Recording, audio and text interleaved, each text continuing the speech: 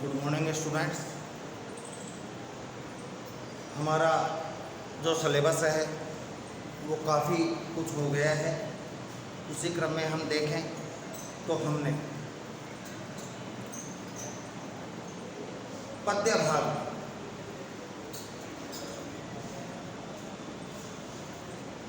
कौन कौन से चैप्टर पढ़ लिए हैं अपन ने? सूरदास,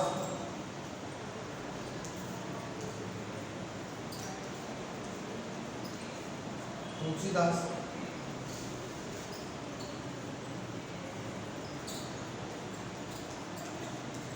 सेनापति, देव,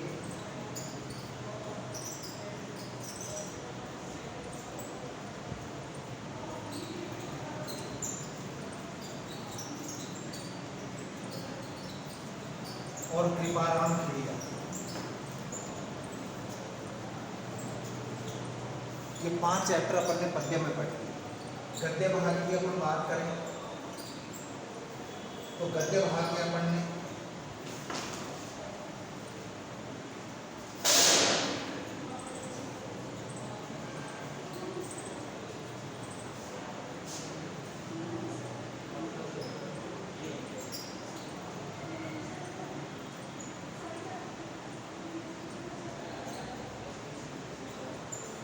एक अद्भुत अपूर्व स्वप्न,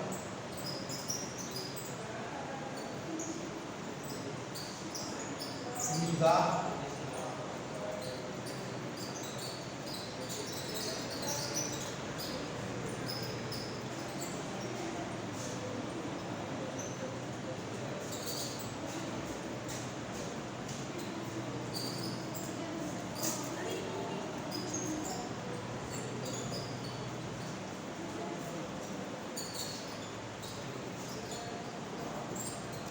स्त्री शिक्षा के विरोधी कुतर्कों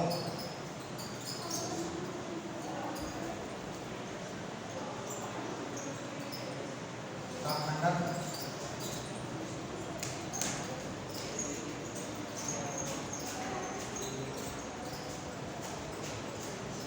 अमर शहीद,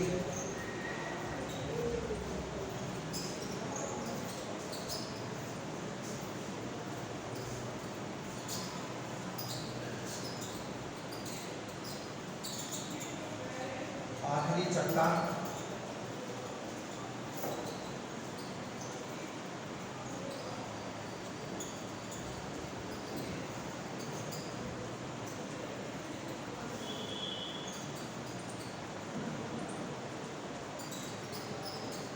ईर्ष्या तू न गई मेरे मन से,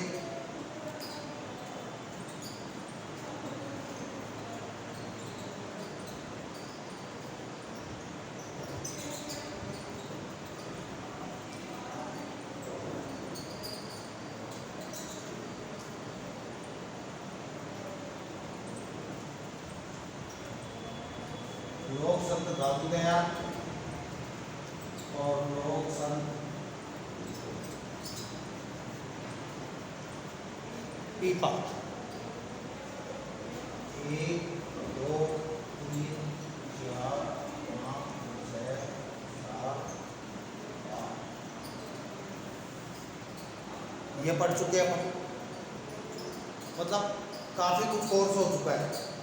गद्य पूरा हो चुका है। पद्य में 5 चैप्टर हैं।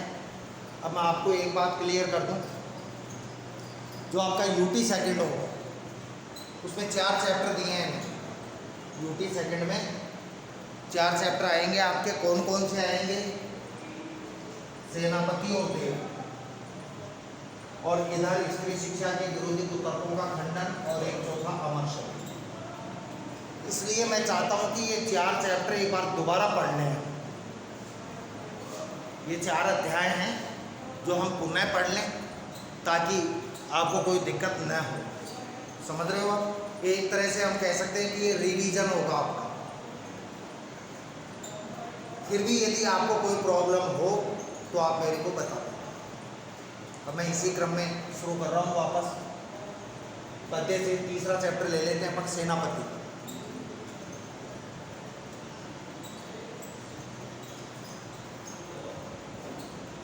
सेनापति का जन्म हुआ था सन 1616 में।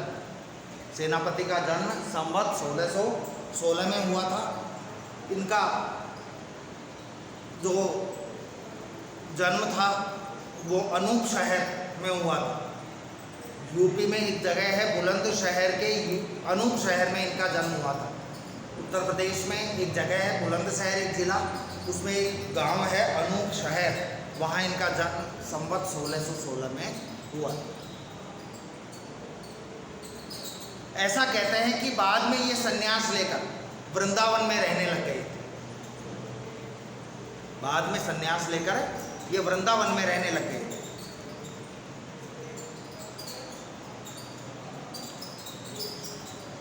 देखिए जीवन परिचय। सेनापति का जन्म दीक्षित गोत्रीय ब्राह्मण परिवार में, दीक्षित गोत्र के थे ये, ब्राह्मण परिवार था। विक्रम संवत 1616 में हुआ था। इनके पिता का नाम गंगाधर और पितामह का नाम परशुराम दीक्षित था। इनके पिता का नाम गंगाधर था, गंगाधर दीक्षित, और पितामह दादा, पिता के पिता, उनका नाम था परशुराम दीक्षित। उनके विद्या गुरु हीरामणि दीक्षित थे, जिन्होंने विद्या दी, उनका नाम था हीरामणि दीक्षित। वे बहुत ही आत्मविश्वासी थे। सेनापति जो थे आप थे, बहुत आत्मविश्वास वाले थे। अपना परिचय देते हुए एक स्थान पर इन्होंने कहा है, अपनी रचना में अपना परिचय देते हुए सेनापति ने कहा है, सेनापति सोई सीतापति के प्रसाद जाए। भाई सेनापति तो वही है, सीतापति, सीता के पति श्री राम के प्रसाद जाके, जिसके ऊपर श्री राम का प्रसाद है, कृपा है, जिसके ऊपर सीतापति की, सेनापति वही है जिसके ऊपर सीतापति का प्रसाद है, कृपा है। सब कवि कान दे सुनत कविताएं, और भगवान की कृपा होने का सबसे बड़ा सबूत, सबसे बड़ा आधार ये है कि मेरी हुई लिखी हुई रचना को सब कवि कान दे, सभी कवि कान देकर सुनत कविताएं हैं, मेरी कविता को सुनते हैं। भाई सबसे बड़ी उपलब्धि मेरी यही है। वैसे कभी कवि की आलोचना करता है, कभी कवि की प्रशंसा नहीं करता, लेकिन सभी कवि मेरी रचना को कान देकर, ध्यान देकर सुनते हैं। ये सीतापति श्री राम का प्रसाद है, कृपा है, अनुग्रह है। ये रीतिकाल के महान और भावप्रवण कवि माने जाते हैं। सेनापति हैं जो रीतिकाल के महान और भावप्रवण, भावों के अनुसार आगे बढ़ने वाले, भावों को आगे बढ़ाने वाले, भावों में निपुण कवि माने जाते हैं। कुछ लोगों का कथन है कि सेनापति इनका उपनाम या उपाधि है।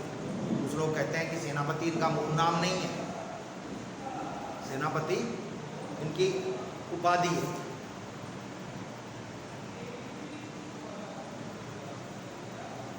कुछ लोग बताते हैं कि इनका मूल नाम घनश्याम है,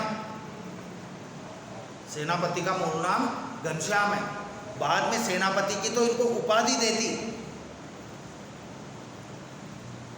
किंतु इनका मूल नाम किसी को भी ज्ञात नहीं है। परंतु इस बात में कतई संदेह नहीं है, इस बात में बिल्कुल भी संदेह नहीं है, लेश मात्र भी संदेह नहीं है कि काव्य कला और मौलिकता की दृष्टि से युगीन कवियों में वे सेनापति के भांति थे। काव्य कला की दृष्टि से, मौलिकता, स्वाभाविकता की दृष्टि से, अपने युग के कवियों में, युगीन कवियों में, अपने युग के कवियों में, अपने समकालीन कवियों में सेनापति की भांति थे, सबसे आगे रहने वाले थे। मतलब जो रचनाकार हुए इनके समकक्ष, इसके समकालीन, उनमें सबसे आगे थे। ये श्रेष्ठ कवियों में गिनती होती है।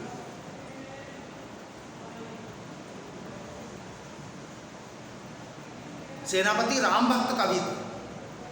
किसकी भक्ति की सेनापति ने? राम की भक्ति।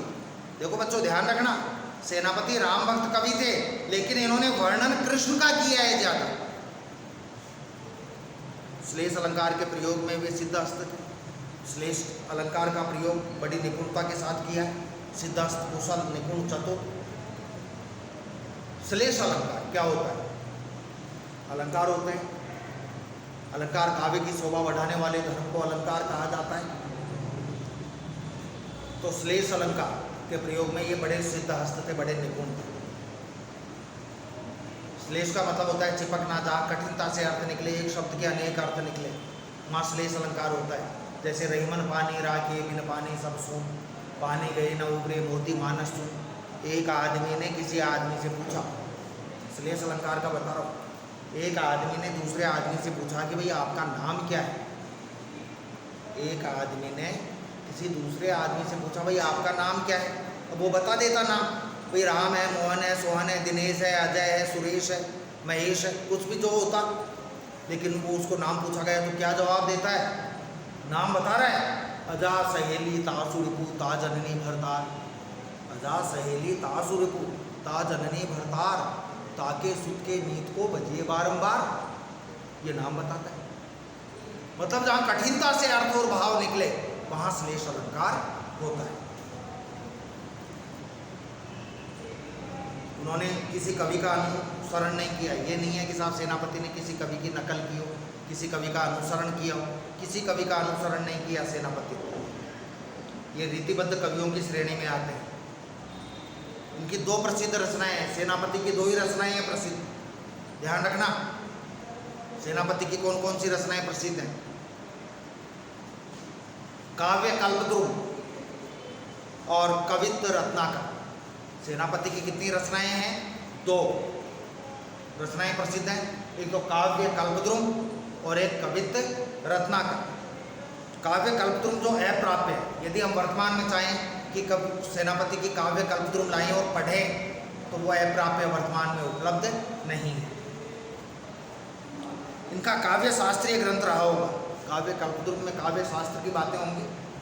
इनके कवित्वों में इन्होंने जो कवित्व लिखे हैं, जो अपन दोहे बोलते हैं ना, संस्कृत वाले जो दोहे रीतिकालीन कवि थे वो कवित्व बोलते थे दोहों को। इनके कवित्वों में अलंकार और रस ध्वनि के उदाहरण एक से बढ़कर एक मिलते हैं। इन्होंने अलंकार संप्रदाय का अनुसरण किया है। सेनापति ब्रज भाषा के कवि थे। बच्चों, सेनापति कौन सी भाषा के कवि थे? ब्रज के। मैं पहले बता चुका हूँ, सेनापति राम भक्त थे, भक्ति राम की करते थे। लेकिन लिखा किसके बारे में? कृष्ण के बारे में। और कृष्ण के बारे में जिन्होंने लिखा वो कृष्ण भक्त कवि थे। राम के बारे में जिन्होंने लिखा राम भक्त थे। लेकिन ये राम भक्त होते हुए भी कृष्ण के बारे में लिखा है। क्वेश्चन एग्जाम में बने तो लिखना इनकी भाषा कौन सी है? ब्रज। लिखा हुआ है सेनापति ब्रजभाषा के कवि थे हैं। साधारण शब्द भी उनके हाथ में आते ही सैनिक की भांति सशक्त बन जाते हैं। यदि सेनापति साधारण शब्दों को भी काम में ले लेते हैं तो वो साधारण शब्द भी क्या बन जाते हैं? इनके हाथ में आते ही सैनिक बन जाते हैं। मतलब साधारण शब्दों से भी वो चमत्कार दिखा देते हैं, कर देते हैं। वे फारसी शब्दों का प्रयोग भी करते हैं। एक भाषा होती है बच्चों उर्दू, एक भाषा होती है जिसका नाम है उर्दू। उर्दू भाषा अरबी और फारसी के संयोजन से बनती है। अरबी और फारसी भाषा जब मिलती हैं, अरबी और फारसी भाषा का जब मेल होता है तब उर्दू बनती है। तो ये फारसी भाषा का भी प्रयोग करते थे। फारसी के भी अच्छे जानकार थे। उनकी रचनाओं में प्रसाद और ओज गुण की प्रधानता है, ये बात समझ लो। तो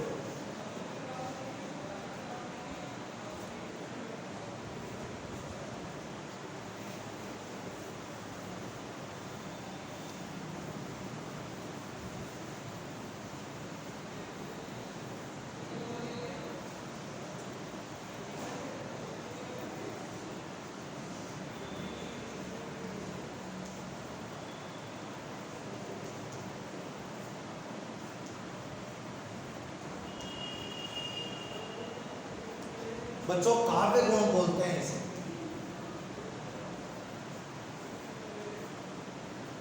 काव्य गुण, और काव्य गुण होते हैं तीन। काव्य गुण होते हैं तीन। कौन कौन से होते हैं? नंबर 1 प्रसाद गुण, नंबर 2 ओज गुण और नंबर 3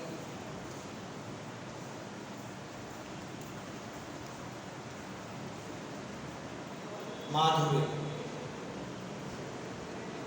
पिछले वीडियो में मेरा बिल्कुल विस्तार से समझाया हुआ है, लेकिन फिर भी मैं आपको बता दूं। काव्य गुण 3 होते हैं। नंबर 1 प्रसाद गुण, नंबर 2 ओज गुण, नंबर 3 माधुर्य गुण। प्रसाद गुण में क्या होता है? कोई रचना जो पढ़ते ही आसानी से जिसका अर्थ और भाव समझ में आ जाए, कोई रचना जिसको पढ़ते ही जिसका अर्थ और भाव समझ में आ जाए, वो काव्य का प्रसाद गुण होता है। नंबर 2 ओज गुण, जिस रचना को पढ़ने या सुनने के बाद जोश का, वीरता का भाव जागृत हो, जिसको सुनने के बाद रोम खड़े हो जाए, आंखें लाल हो जाएं, भ्रकुटी तन जाए, होठ फड़फड़ाने लगे, भुजाएं फड़कने लगे, वो काव्य का ओज गुण होता है। और काव्य का माधुर्य गुण होता है, जहाँ प्रेम की मोहब्बत की बातें होती हैं वहाँ काव्य का माधुर्य गुण होता है। और जहाँ प्रेम की बातें होती हैं वहाँ ध्यान रखना, प्रेम पति पत्नी का भी हो सकता है, प्रेमी प्रेमिका का भी हो सकता है, और भक्त और भगवान का भी हो सकता है। ये तीनों बातें उसमें आती हैं। ठीक है, ये अपना कवि परिचय हो गया। आज कल पाठ परिचय पढ़कर हम पदों को पढ़ना वापस रिवीजन में शुरू करेंगे। एक बार फिर कह रहा हूँ, ये जो 4 चैप्टर मैंने बताए हैं, एक तो सेनापति और एक देव, 2 तो हो गए पत्ते, और एक तीसरा स्त्री शिक्षा के विरोधी कुतर्कों का खंडन, और एक अमर शहीद। ये 4 चैप्टर आपके यूटी सेकंड में आएंगे। जैसे ही टाइम टेबल डिसाइड होगा आपको बता दिया जाएगा, उसी हिसाब से आपको तैयारी करनी है। अब जब भी वो होंगे आपको बताया जाएगा, लेकिन अपन तो आज से ही अपन ने यूटी सेकंड की तैयारी शुरू कर दी। ठीक है, धन्यवाद।